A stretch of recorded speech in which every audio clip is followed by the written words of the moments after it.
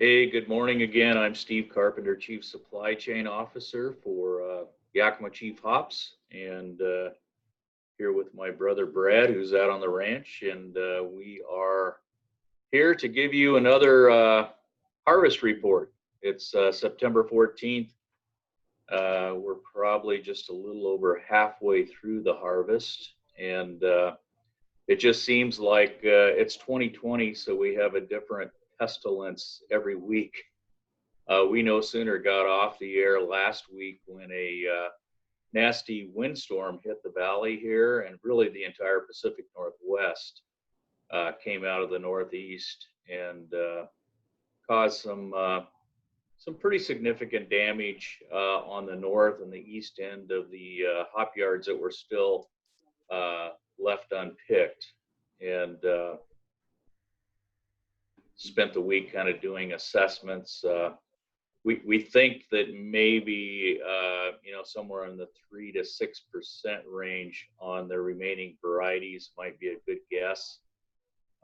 Most of the vines that came down, growers were able to either salvage if it was a variety that was being picked at the time, or pick them back up in most cases. However, there are quite a few cones on the ground. I noticed in Citra and Mosaic specifically, that wind, which had gusts above 50 miles an hour, just knocked a lot of cones on the ground. So, and then this week we're dealing with some smoke from the fires that are all up and down the West Coast.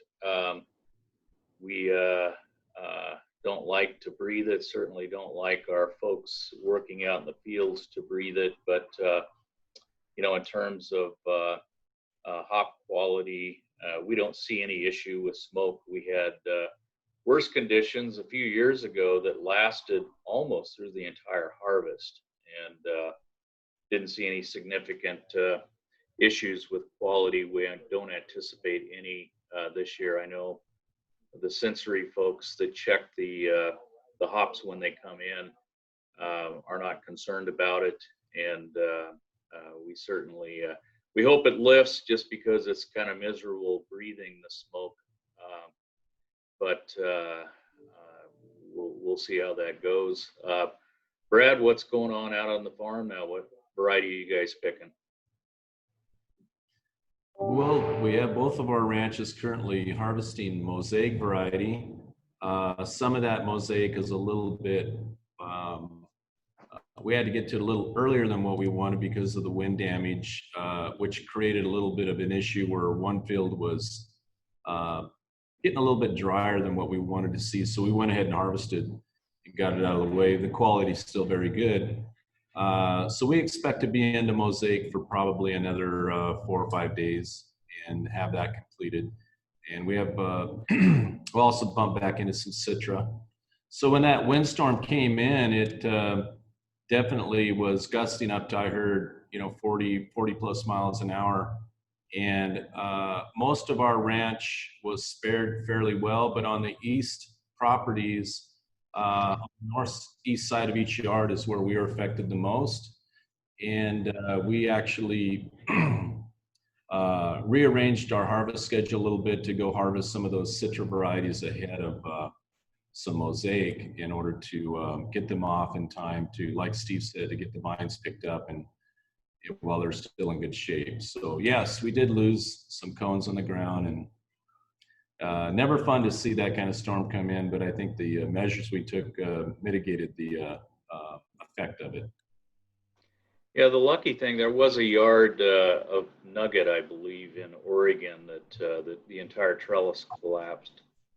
But we didn't have the rain with the wind that usually causes issues with trellises this time of the year. It was just the wind. So I think the Moxie area, probably the lower valley down in Prosser, based on my assessment, were probably the worst hit. But there's some damage all over. And I know I was out visiting a grower, I think it was Friday of last week, and they were picking Citra. And they had one separate crew that was just going to the citra yards on the north end and the east end and just harvesting the down vines rather than putting them back up on the trellis, and that was keeping a crew busy. And so they were able to salvage everything. And some of the areas, seems like Idaho 7 is one that there's a lot of babies. The vine didn't quite make it to the top of the trellis, and so they didn't have that extra anchoring. And there just seemed to be in Idaho 7, especially baby yards, a higher percentage of down vines, and the growers will have to do that calculation to see if it's worth it, because that is a later variety. But overall, most growers are right in the middle or right at the tail end of their citra harvest. That crop's quality to me looks very good in the kiln. So Brad, you still have some citra to pick then?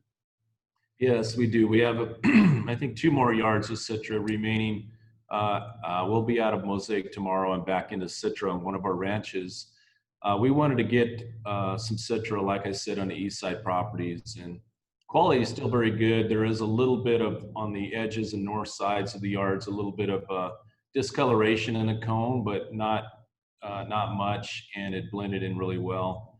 But expect to be done with citra here in about 5 days or so, roughly. In our Idaho 7, you're right, Steve, our baby Idaho 7 didn't reach the top of the wire, and therefore it just created a lot of swirling and a lot of down vines, and we're trying to get them up.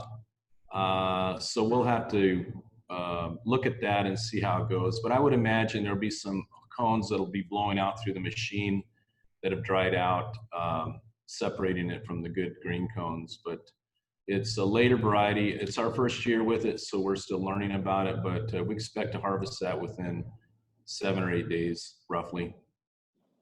Yeah.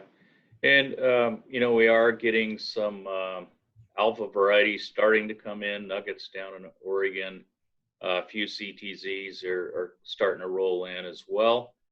We do keep track of alphas. It looks like we have, across all varieties, I would say normal alphas.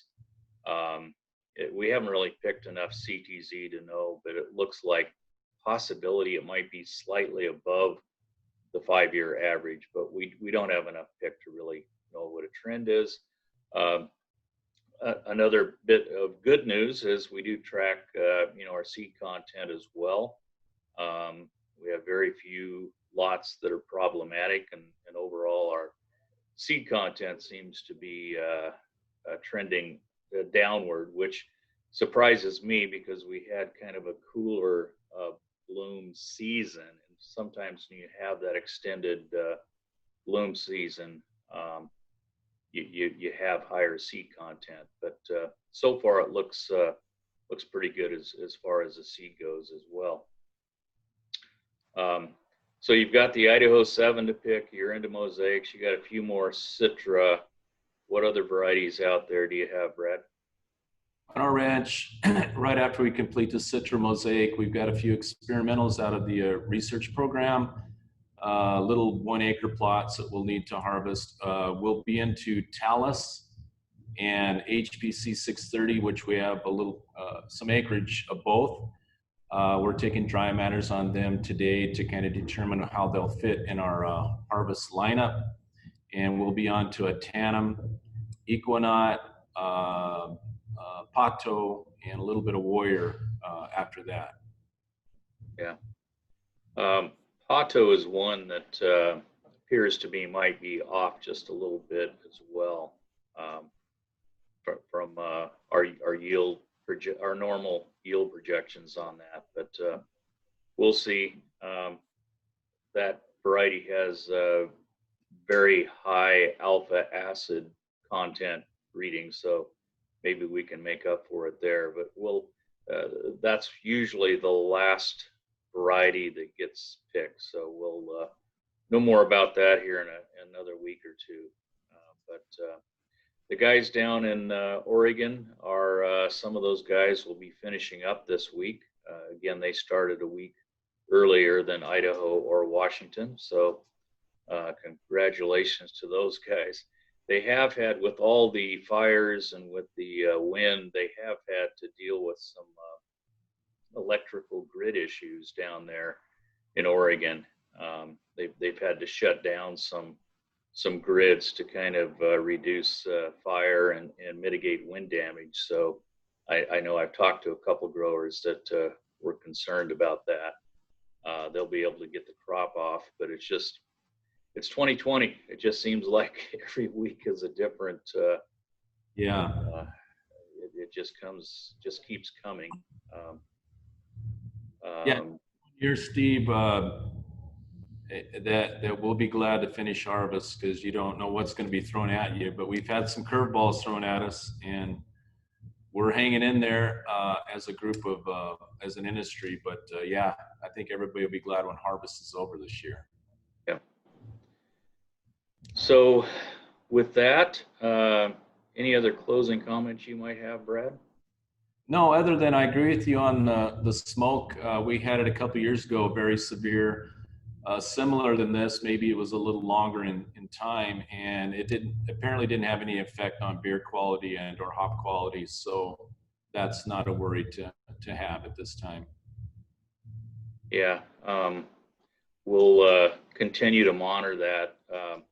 There is in Oregon, they're expecting a little bit of rain, which should at least temporarily wash the smoke out and hopefully help out with some of the firefighting efforts. We aren't expected to see any rain here, but gosh, a little bit of wind would help kind of blow some of this stuff out of here. It's a little depressing to, it's like driving to work in a fog or something. It's just not real pleasant to be around, but we'll get through it. We'll get the crop off and be able to focus on getting those leaf hops in the form that our brewers need to make great beers. So with that, unless you have anything else, Brad, we'll sign off for this week and be back next week with the latest updates.